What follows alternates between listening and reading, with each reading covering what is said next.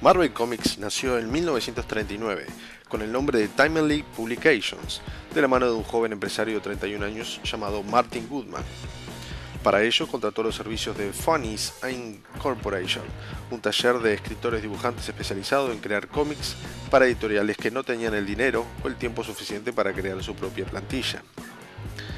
El primer cómic de Timely, Marvel Comics, apareció con fecha de portada en octubre de 1939.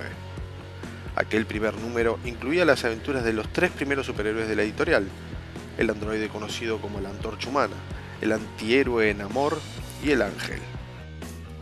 En los meses siguientes, Timely lanzó nuevos títulos como Mystery Comics, también dedicados a los superhéroes. A medida que las ventas fueron mejorando, Goodman se interesó por formar su propia plantilla y reclutó a una docena de artistas de Funnies Inc. Corporation, a los que atrajo pagando mejores sueldos. A la cabeza de ellos estaba un nuevo editor de Timely, un joven pero experimentado dibujante de 26 años llamado Joey Simon.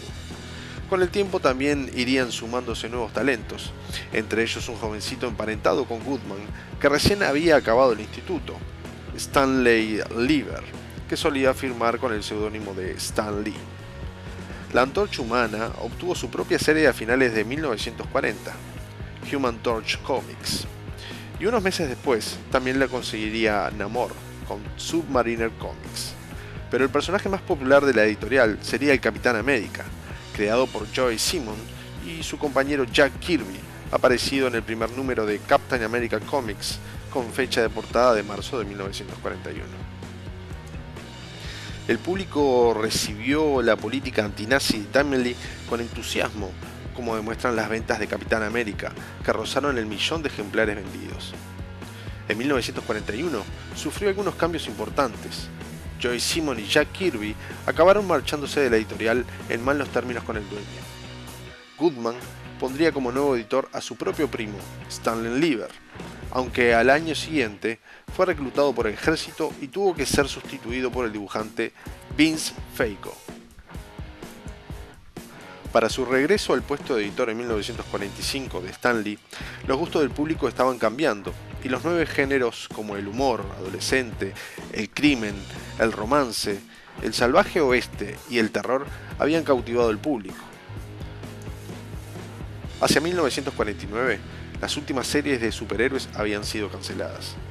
También el nombre de la editorial sufrió un cambio, y hacia finales de la década de los 40 surgieron diversos logotipos que identificaban a los cómics de Goodman, unas veces como Marvel Magazine y otras como Marvel Comics.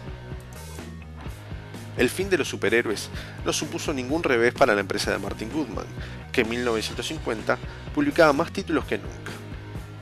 Creó su propia distribuidora, Atlas News, que se encargaba de llevar a los puntos de venta tanto sus cómics como sus revistas.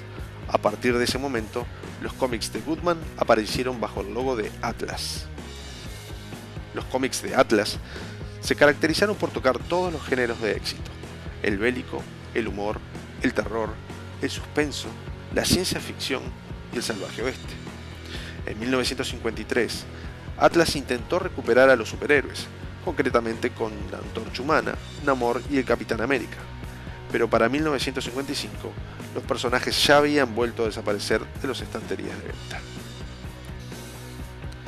El primer problema serio que Atlas encontró en su camino fue el ataque que algunos grupos de presión lanzaban contra los cómics, con textos como la seducción del inocente, y que acabó produciendo que la mayoría de las editoriales se adheriesen a un código de conducta de 41 puntos de carácter conservador y protector para con el público.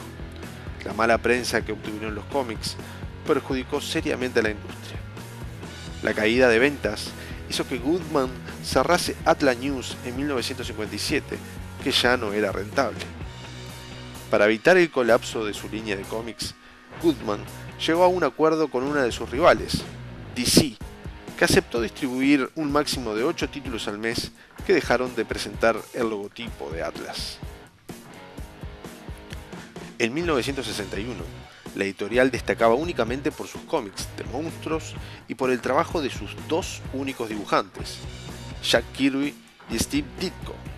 Sin embargo, en noviembre de 1961, aparecería Fantastic Four, una serie que bebía de la moda de los superhéroes y que rápidamente se ganó el favor del público gracias al desarrollo de sus personajes, cuya caracterización era mucho más realista que las de otros títulos superheroicos.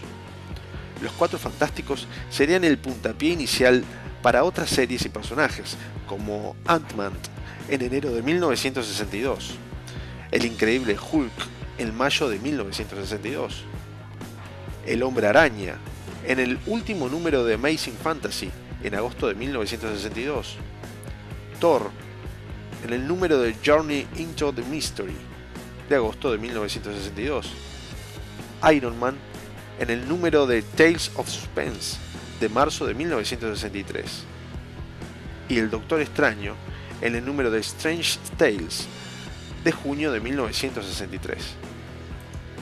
El éxito de estos personajes hizo que la compañía, que ahora respondía al nombre de Marvel Comics, se lanzase a publicar dos series de superhéroes en septiembre de 1963, Los Vengadores y los X-Men. Mientras que personajes de los años 40 como Namor y el Capitán América protagonizarían también sus propias series. Entre 1957 y 1968, Stan Lee funcionaba como principal guionista, editor y artístico, mientras el dibujante Sol Brodsky se ocupaba de los aspectos más técnicos como la redacción de contratos, control de las fechas de entrega y los contactos de la imprenta. El éxito de Marvel acabó llamando la atención de Perfect Film y Chemical Corporation, que compró la compañía a Martin Goodman en 1968, aunque lo mantuvo como presidente hasta 1972. Stan Lee fue abandonando los guiones en favor de un puesto más ejecutivo, mientras que Jack Kirby dejó de dibujar para la compañía y saltó a DC Comics. En los años 80, el editor en jefe de Marvel era Jim Shooter. Shooter fue responsable de la introducción de la compañía en nuevos y amplios crossovers, como Secret Wars. En 1981, Marvel adquirió el estudio de animación de Patty Freeling Enterprise. La compañía fue renombrada como Marvel Productions y comenzó a partir de ese momento a producir series de animación para televisión como G.I. Joe, Transformers e incluso los Muppet Baby de Jim Henson. En 1986, Marvel fue vendida a New World Entertainment, que en tan solo 2 años, en 1988, la volvió a vender a McAndrews & Forbes. Los problemas comenzaron en 1991, cuando los artistas estrellas de Marvel se marcharon a crear una nueva editorial, Image Comics. Marvel intentó combatir ampliando sus negocios más allá de los cómics, invirtiendo en compañías jugueteras como Toy Biz. La jugada más importante fue la adquisición a mediados de la década de su propia distribuidora. Sin embargo, demostró no tener la infraestructura necesaria para manejar tal volumen de material, lo que se sumó a una crisis por saturación de la industria de cómics, lo que supuso un periodo de caída de ventas masiva. Los malos resultados debilitaron la posición de Ronald Perelman, que fue acusado de malversación. Tras varios litigios y cambios de propietarios, Avi Arad y Isaac Perlmutter se hicieron con el control de la compañía. Tras haber afrontado la bancarrota, el nombramiento del dibujante Joe Quesada como nuevo redactor en jefe y el éxito de las primeras películas de Marvel dieron un respiro a la editorial.